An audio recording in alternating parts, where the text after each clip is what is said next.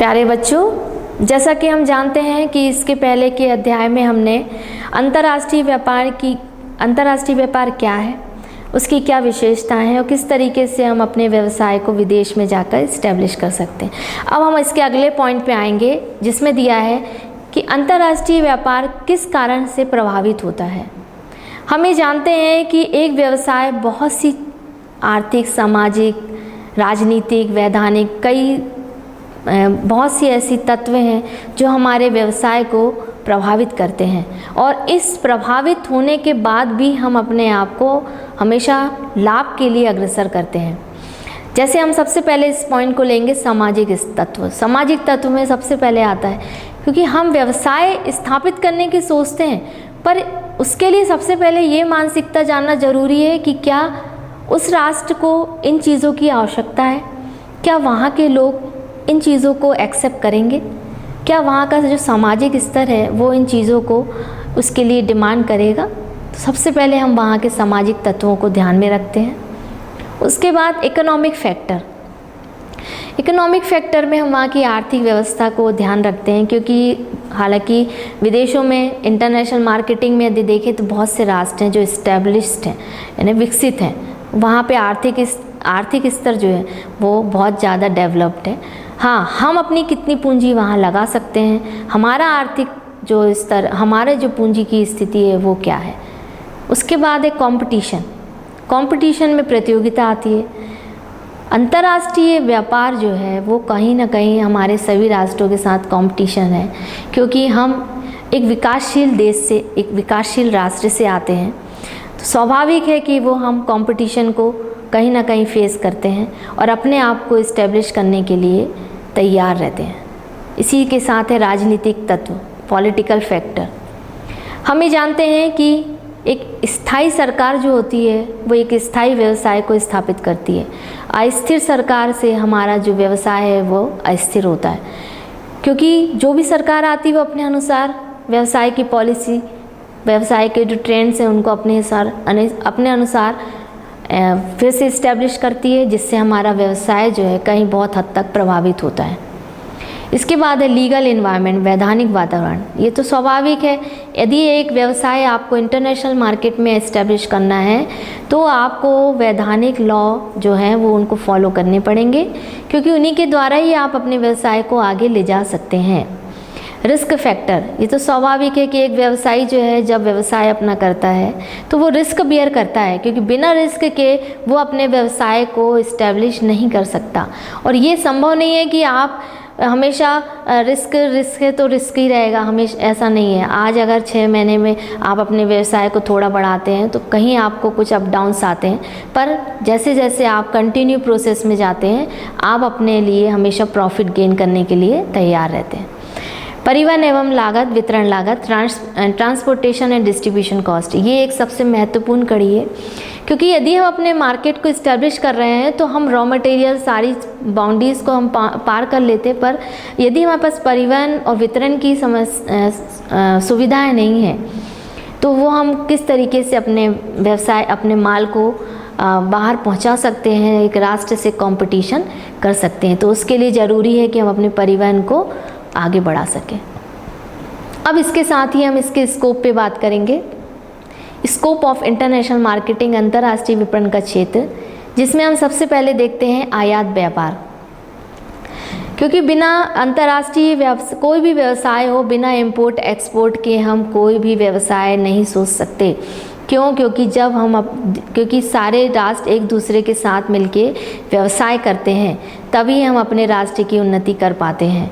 जब तक हम एक दूसरे से कंपटीशन नहीं रखेंगे, एक दूसरे को क्योंकि बहुत सी टेक्निकल चीज़ें हैं, बहुत से हमारे यहाँ के भी जो कुछ रॉ मटेरियल से जो बाहर जाते हैं, दवाइयों से रिलेटेड हो गए या जो हमारे कुछ टेक्नोलॉजी से रिलेटेड हो गई, तो बिना एक्सपोर्ट इंपोर्ट के हम अपने व्यवसाय को इस्टेब्लिश कर ही नहीं सकते। कुछ एक्सपोर्ट ट्रेड, पुनर्निर्यात व्यापार। कई बार होता है कि जो हम अपने व्यापार को इस्टेब्लिश कर रहे हैं उसमें कुछ ऐसी हैं जो हम फिर से कुछ वस्तुओं का हमें निर्यात करना पड़ता है।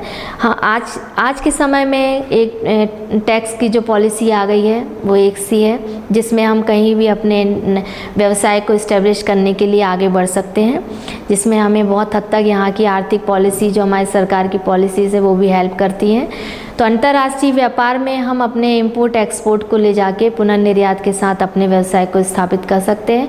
In the form of subsidiary companies, सहायक कंपनियों के रूप में बहुत सी कंपनीज़ हैं छोटी छोटी जो एडवर्टाइज, रॉ मटेरियल, कंज्यूमर, इससे रिलेटेड वर्क करती हैं और एक व्यवसायी को बहुत हद तक हेल्प करती। कई NGOs हैं जो इससे रिलेटेड वर्क करती हैं, उनको ट्रेनिंग देती हैं कि किस तरीके से वो अपने व्यवसाय को एक इंटरनेशनल लेवल पे जाके इस्टेब्लिश करें।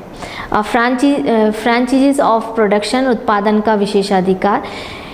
जब हम अपने उत्पादन को इंटरनेशनल लेवल पे ले जाके उसको प्रमोट करने के लिए आगे बढ़ते हैं, उसके उत्पादन के लिए, उसको मांग के लिए, तो हमें उसकी एक फ्रेंचाइजी लेनी पड़ती है। उसका विशेष अधिकार होता है कि हम उस उत्पादन को इंटरनेशनल लेवल पे जाके इस्टेब्लिश कर सकें और उस उत्पादन को वहाँ पे सेल कर सकें। और जॉइंट वेंचर, संयुक्त साहस, कई ऐसी कंपनीज़ हैं जो 3 या 4 कंपनीज़ को मिला के बनती हैं और अपने साथ और भी बड़ी कंपनियों को लेके काम करती हैं। यहाँ के जो व्यवसायी हैं उनको भी आगे बढ़ने के लिए प्रेरित करती हैं। शाखाएँ स्थापित करना, इस्टेब्लिशमेंट ऑफ ब्रांचेस। हम अपनी शाखाएं जो हैं वहाँ के इंटरनेशनल मार्केट में वहाँ के जो मैनेजमेंट है, वहाँ के जो पॉलिसीज़ मेकर हैं उनसे जाके मिल सकते हैं, उनसे अपनी बात करके अपने जो ब्रांचेस हैं वहाँ इस्टेब्लिश कर सकते हैं, अपने राष्ट्र को उन्नति की ओर अग्रसर कर सकते हैं। Appointment of agents in foreign, विदेशों में एजेंट नियुक्त करना। हम ये देखते हैं कि क्योंकि वहाँ के जो कल्चर, वहाँ का सिस्टम है जो थोड़ा डिफरेंट है, हमारे राष्ट्र से एक एजेंट ऐसा नियुक्त होता है जो वहाँ के जो पॉलिसी उनके वहाँ से लोगों से बात करके एक मीडिएटर का काम करता है और हमारे व्यवसाय को आगे बढ़ाने के लिए बहुत हद तक हमारी मदद करता है, जिसके लिए हम हमेशा उसके साथ सहयोग के साथ कार्य करने के लिए तैयार रहते हैं। अब यदि हम अपने व्यवसाय को उस क्षेत्र में ले जाकर बढ़ा रहे हैं तो उसके साथ साथ हम कुछ ऐसी जो बाधाएं हैं उनको भी फेस करते हैं, जिसमें है इम्पोर्ट ड्यूटी। कई ऐसे शुल्क हैं, एक्सपोर्ट ड्यूटी, निर्यात शुल्क, जो बहुत हद तक हमारे व्यवसाय को प्रभावित करते हैं। कुछ ऐसे अभ्यंश हैं, एंटी डंपिंग ड्यूटीज़ है, कुछ ऐसे राशि पतन निरोधक कर है, कुछ टैक्सेस लगते हैं। सोशल रिस्ट्रिक्शन से सामाजिक प्रतिबंध होता है कि विदेशों में जाके व्यापार करना। सरकारी आपूर्ति, गवर्नमेंट सप्लाई।